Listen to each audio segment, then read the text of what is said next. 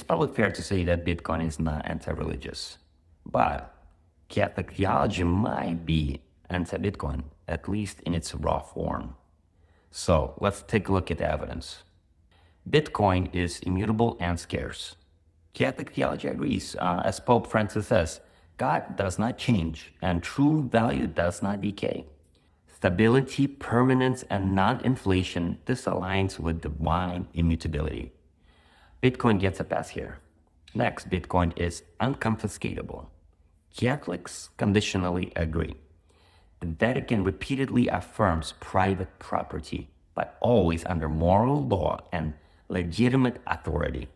Francis warns against money that escapes all regulation and social responsibility. So, sovereignty without mediation of law. That's where Bitcoin ethos starts to diverge.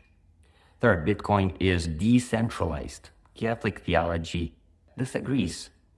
Reality requires unity, society requires hierarchy, truth requires a personal authoritative interpreter.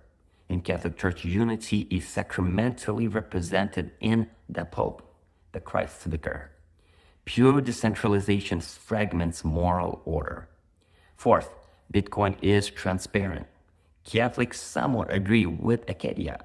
Truth requires guidance or interpretation.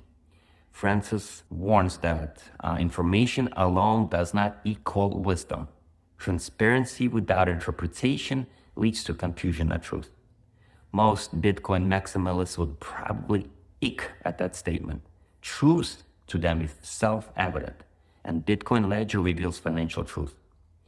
Next, Bitcoin is borderless. Catholics agree. God has no borders. Catholic Church and truth is universal.